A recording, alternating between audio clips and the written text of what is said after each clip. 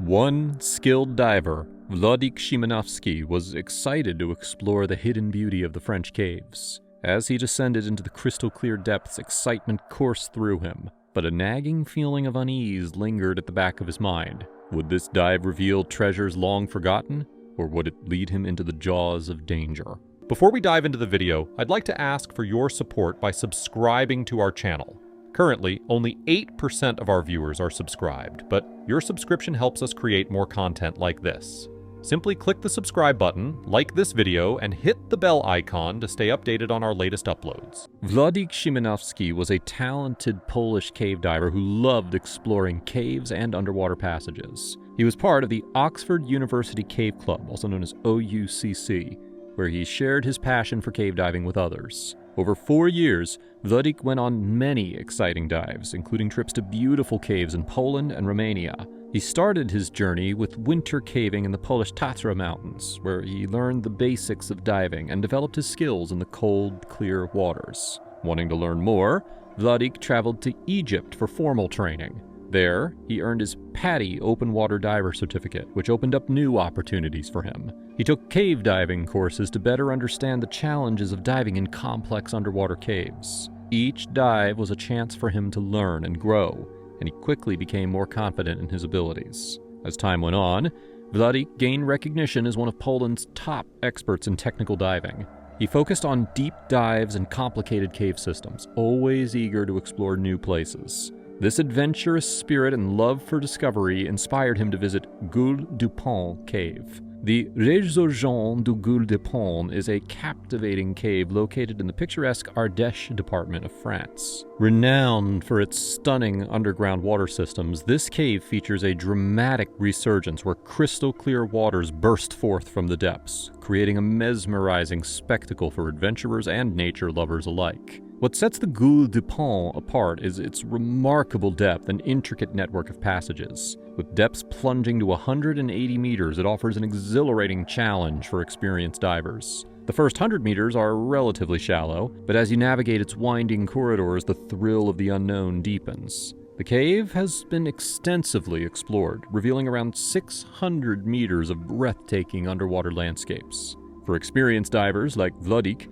the Goul du Pont represented an exhilarating opportunity to test personal limits. With depths already explored to 583 feet by previous adventurers, he saw a chance to challenge himself and potentially set a new personal record. This aspiration fueled his determination as he readied himself for the descent into the cave's enigmatic depths. On April 6, 2005, Vladik prepared for a dive into the Goul du Pont, despite being inexperienced for such extreme depths that he was about to encounter. Although he had the necessary equipment, like Buddy Inspiration Rebreather, a buoyancy control device, or BCD, would have increased his dive time significantly compared to conventional scuba systems. Vladik's previous dives had not taken him to such great depths, and he was pushing his limits by attempting to explore the Goul du Pont. His personal record of 102.7 meters, or 336 feet, was a significant achievement, but the Goul du Pont presented a different level of complexity and risk. Despite his enthusiasm and determination, Vladik decided to dive in.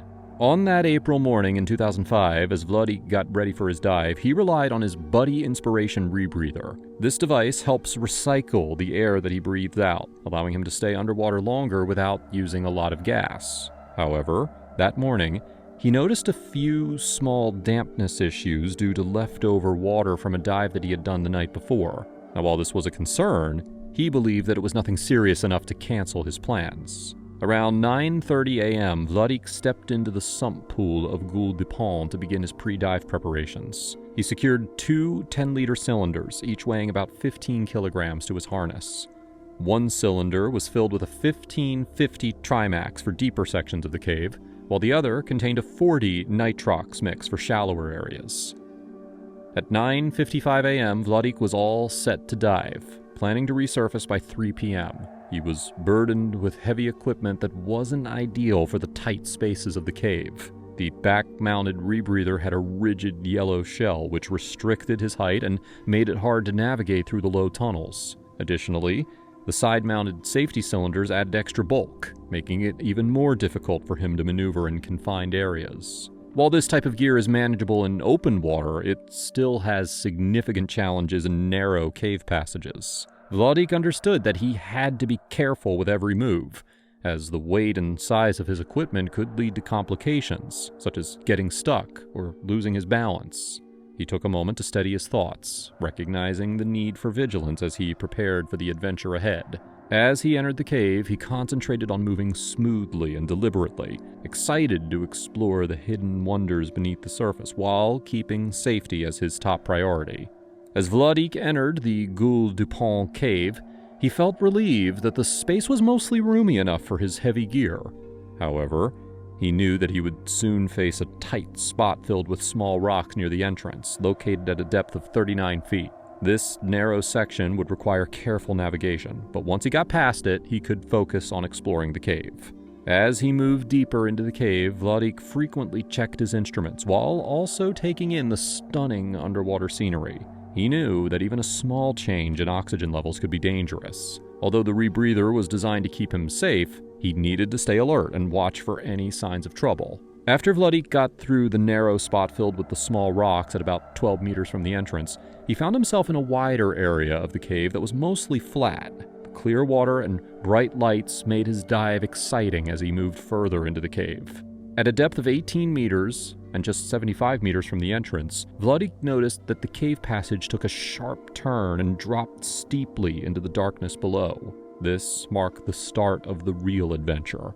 Using the Buddy Inspiration rebreather, he understood that he needed to stay in a horizontal position in the water. This was crucial for safety and control. Instead of simply diving down, he had to carefully manage his buoyancy. To descend, he needed to decrease his buoyancy, allowing him to sink smoothly into the depths. Vladik let some air out of his buoyancy control device, or BCD, and started to drift gently down. He knew that as he went deeper, the water pressure would start to squeeze the air in the BCD, making it less buoyant. If he didn't do anything, he would start to fall too quickly and hit the bottom hard. To keep a steady pace, he added air to the BCD regularly. As he descended, he found himself in a fascinating underwater world. The next 60 meters were filled with a series of vertical steps in a classic phreatic-shaped passage, making it exciting to explore. Vladik focused on keeping his descent slow and controlled, adjusting the air in his BCD to balance the pressure around him.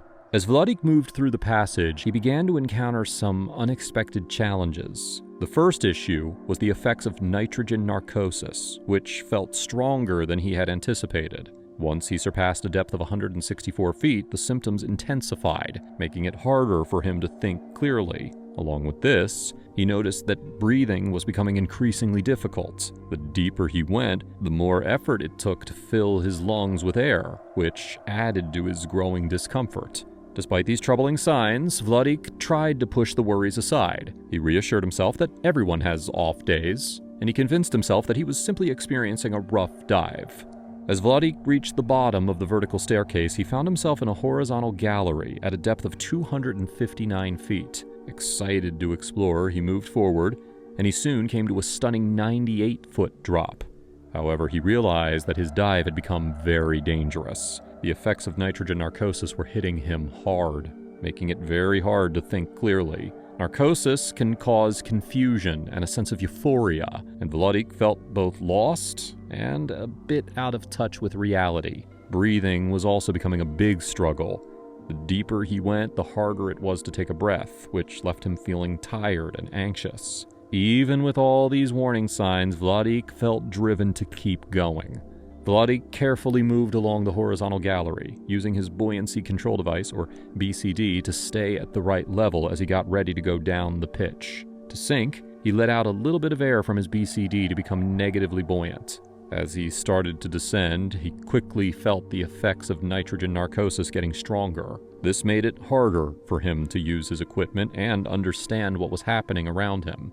Divers are usually trained to recognize the signs of narcosis and to manage their breathing in such conditions, but the increasing levels were becoming a challenge. In addition to dealing with narcosis, Vladik needed to monitor the gas pressure in his rebreather and control just how fast he was going down. The deeper he went, the thicker the gas became, making it more difficult to breathe. Instead of smoothly drifting down the pitch, he found himself working harder just to take a breath. With each passing moment, the effort to breathe became more challenging. Vladik focused on staying calm, reminding himself to pay attention to his surroundings and the task ahead. At a depth somewhere between 295 and 328 feet, Vladik suddenly found himself falling uncontrollably. The pressure of the water around him grew heavier, and as he fell, he likely drifted in and out of consciousness. The effects of nitrogen narcosis made it hard for him to think clearly. Eventually, he landed on a ledge at a depth of 344 feet. The sudden impact jolted him awake, but he was still struggling to breathe. As he lay on the ledge, the water pressure made each breath feel difficult. His main rebreather wasn't working properly, putting him in a dangerous situation. Just as fear began to creep in, Vladik remembered the backup plan that he had set up. He had modified his rebreather to include a smaller cylinder for emergencies. With quick movement, he switched from the main circuit to this smaller tank, allowing him to breathe fresh gas directly. This wasn't just a lucky break. It was a result of his training and preparation for emergencies. The smaller cylinder gave him the oxygen that he needed, helping to clear his mind. However, this backup tank that he was using was supposed to last anywhere between 60 to 90 seconds, a critical time period for survival. But in his very confused state, he struggled to switch away from it. With each passing second, his panic grew. The pressure of the water made it very hard for him to think straight. In a tragic moment, the mouthpiece slipped out of his mouth and he felt the cold water rush in. Within a minute, he was lost to the dark water and he drowned in the resurgence de Goul du Pont. As the sun began to set, the dive team grew worried. By 3 p.m., Vladik had not come back from his dive, so they started searching for him. Divers went into the water to find him, but they had no luck. The next day, a French rescue team joined the effort. After hours of searching, they finally found Vladik's body at a depth of 105 meters. Sadly, his mouthpiece was out of his mouth, showing just how hard he had fought to survive.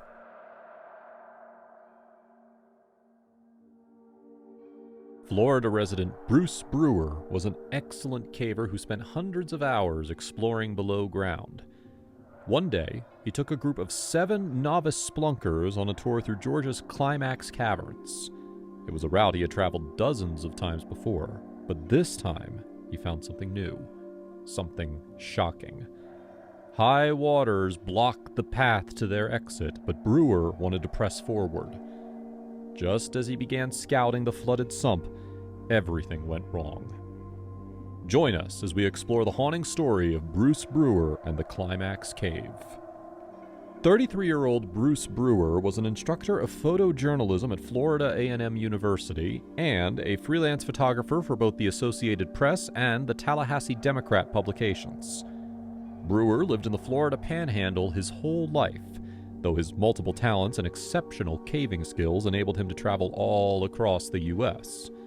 He was the perfect candidate for government-sponsored cave expeditions, and he was selected by the United States Forestry Service to venture into caves all across the U.S., from Florida to Alaska, and even across the waters to Puerto Rico and Hawaii. Brewer could tackle pretty much any cave he came across, but he was especially adept at exploring his local cave, Climax Caverns. Climax Cave is located near a drainage basin in Georgia's southwestern Decatur County. The Apalachicola River, the Chattahoochee River, and the Flint River combine to form the collective ACF River Basin, which converges at Decatur County. Some of these rivers start at the Georgia mountain range before combining into a single channel that flows into the Gulf of Mexico. The waters above ground created the perfect conditions to form caves like the one Brewer was preparing to explore. Climax Cave is around 225 miles south of Atlanta, and it's around 6 hours away from Florida's most populated cities, so many cavers have to plan for long trips to reach the cave. But Brewer only had to travel an hour to reach Climax Caverns from his lifelong home in Tallahassee, Florida. Climax Cave is named after a nearby town which was the terminus or end of a railroad in the 1800s. This cave was Brewer's home turf. He had been documenting Climax Caverns for over 10 years. And on top of all his other jobs and accolades, Brewer also wrote articles about his caving adventures. On Saturday, July 12, 2003, Brewer led a group of 7 cavers into Georgia's Climax Caverns. The team was well equipped with water-resistant socks, 2 pairs of shirts, knee pads, helmets, headlamps, flashlights, and backup batteries. They also brought cameras, a waterproof dry bag and a dry box, a vacuum bottle, and food supplies. Climax Cave has over 8 miles of cataloged passages, making it the second longest dry cave in the state of Georgia. It's been explored many times, but it is a real cave with deadly challenges that lie in wait. The cave is situated on private land near a highway and a dirt road.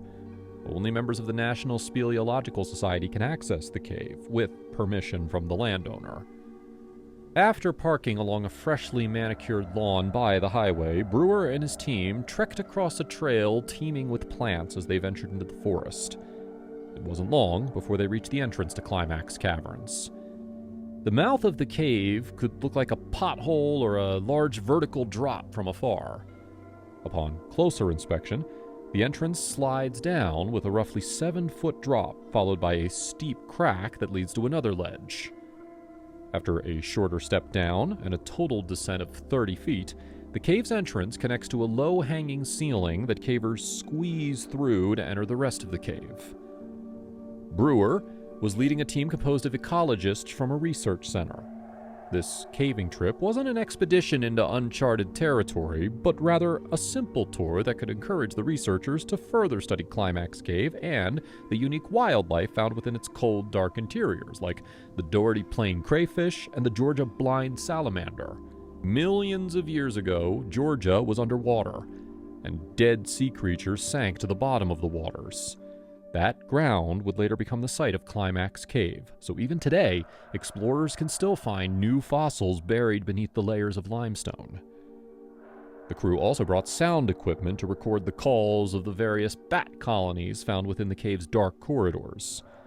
But in spite of their scientific ambitions, Brewer was the only real caver there. All 7 researchers were new to the world of caving. For some, this trip to Climax Cave was their first time ever exploring a cave. Bruce wasn't worried. He knew this cave like the back of his hand. With his fearless attitude, he and his team entered Climax Caverns around noon. After winding down into the cave, their headlamps lit up the first large chamber. The ceiling dips down in waves, with many smooth ripples in the stone shaped by the flow of water over untold millennia. The first chamber is large, with shallow streams intersecting the pathway. There are 3 routes cavers can take once they enter this room. The first is a massive hole that descends further down. This section requires harnesses and ropes, so cavers need to be trained in vertical caving to explore deeper down this eerie pitfall. That option was a no-go.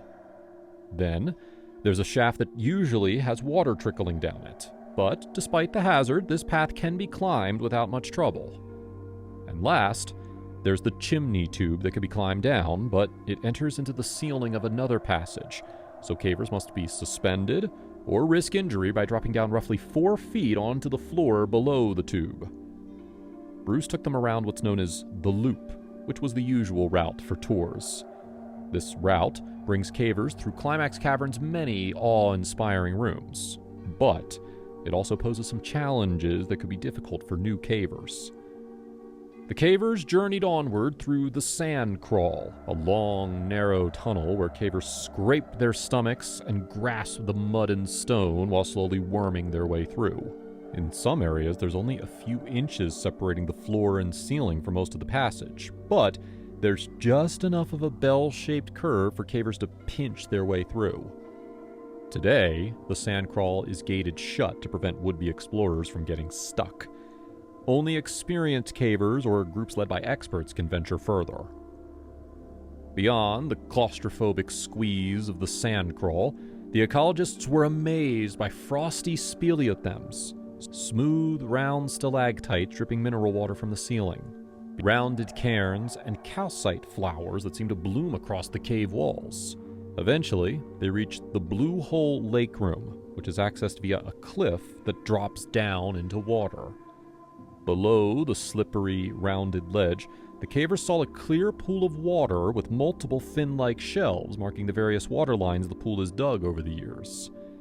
Nearby, the team was amazed to find cave paintings and artifacts from the early days of the U.S. expansion into the land. The cavers then reached Razor Hall. They descended down a slippery ramp into a huge chamber filled with speleothems, rock formations created by various minerals interacting with flowing water. This chamber continues down to a low-hanging ceiling on the rocky shore of a mysterious lake. The water is only knee-deep for a while, allowing cavers to tiptoe their way to an enormous column of smooth dripstone with a stone beard dipping into the water. Just past the large rock formation in the pond, the ceiling juts down to divide Razor Hall into another chamber called the Turnage Room. Venturing past the structure, the water gets deeper until the ground gives way, revealing a tunnel that's partly submerged, a sump, or a flooded U-shaped tunnel.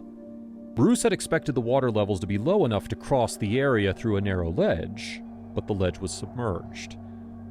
As a long-time veteran of Climax Cave, Bruce knew the history of these sumps. He recalled, on May 15, 1976, Guy Bryant, Bill Donahue, Court Smith, and David Nolan explored the South Climax Cave portion to venture beyond the sumps and expand the cave. They came back a month later with only one breathing tube, one pressure gauge, and one air tank each. They discovered that some of the pumps dried out during periods of low precipitation, and after many dives over the next few months, they managed to map out thousands of extra passages.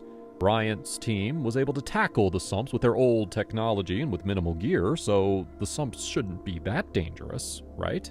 Still, the water at Razor Hall confused Brewer. He knew that the water levels should be lower this time of year, and he knew he could tackle them, but even during the rainy season, this passage had never been that deep.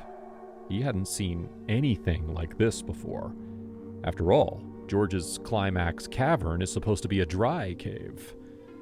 Bruce knew the cave had some flooded sections deeper down, but they weren't exploring that route. They reached this section around 8 p.m. Saturday night. They needed to cross into the Turnage Room to complete the loop. There were still more marvels to behold on the other side, and the team had been in the cave for over 9 hours at this point. Turning around could be just as dangerous as pushing forward. They were all amateurs, so if something went wrong, Brewer couldn't save them all by himself. Brewer thought about the situation. Since the water was never this high, it was likely that the sump was only a few feet long at most. That would mean that the group could simply duck under the ceiling to reach the other side.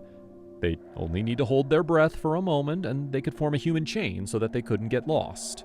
If that didn't work, the team would have to turn around. Bruce decided to check out how deep the water really was. He waded across the water and over to the partition in the room.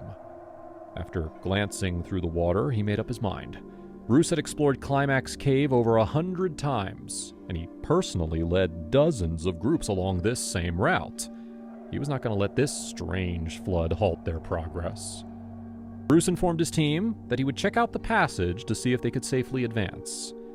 He got rid of any excess gear, swam through the deep waters to the partition, took a gulp of stagnant cave air into his lungs, and dove below the surface of the water. Bruce was performing one of the most dangerous maneuvers in caving, free diving with no tanks of air, no goggles, and no rope to guide his path forward. The team of ecologists talked and looked around the room.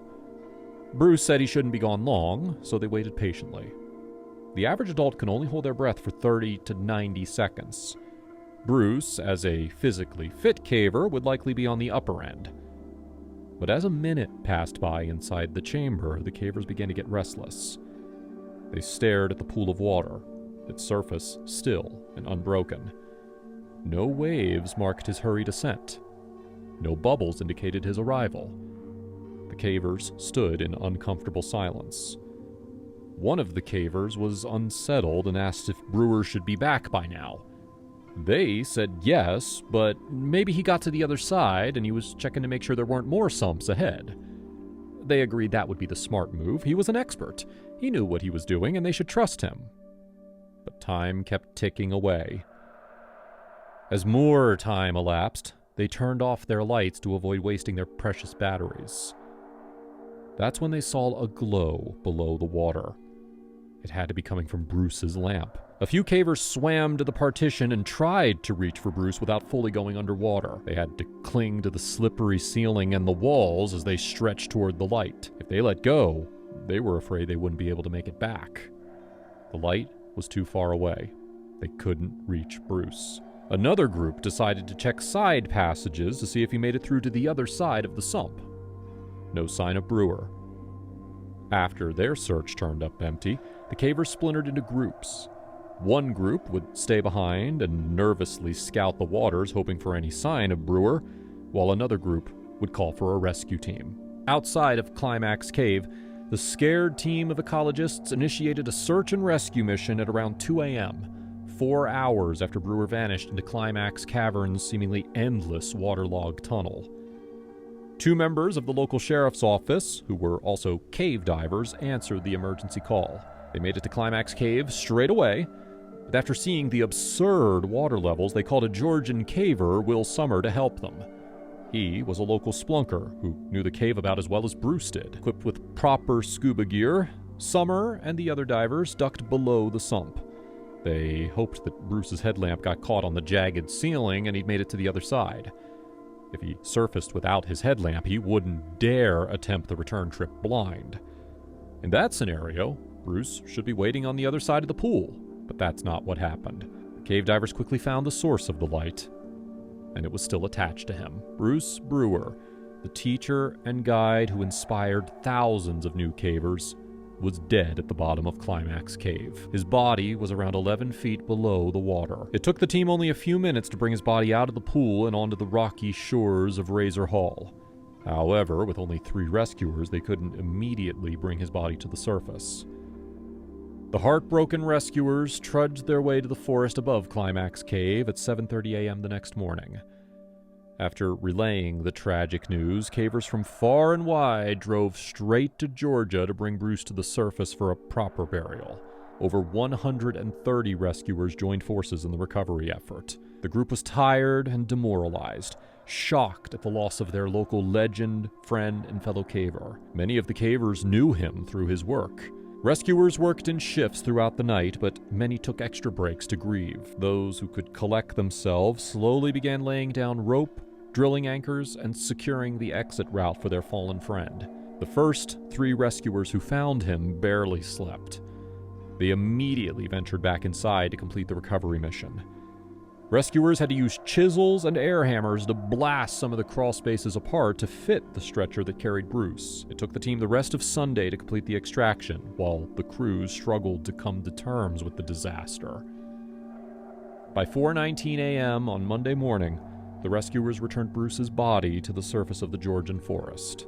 In one of the most gorgeous rooms of the cave, surrounded by the impossible structures only found deep underground, the cavers secured a memorial plaque that reads, "In memory of Bruce H. Brewer, caver, photographer, conservationist, and teacher. Your light will always shine." Bruce's story is both a warning to never underestimate the deadly power of nature and a celebration of those brave explorers who expanded maps and inspired cavers and nature lovers all over the world to carry the torch and forge their own stories of struggle, exploration, danger, and triumph as they venture into the untold depths of Earth's caves. What places inspire you? And would you ever dare to explore a true cave like this one? Let us know your stories and thoughts in the comments section. Click that like button and subscribe to catch more stories of survival and tragedy from caves all across the world.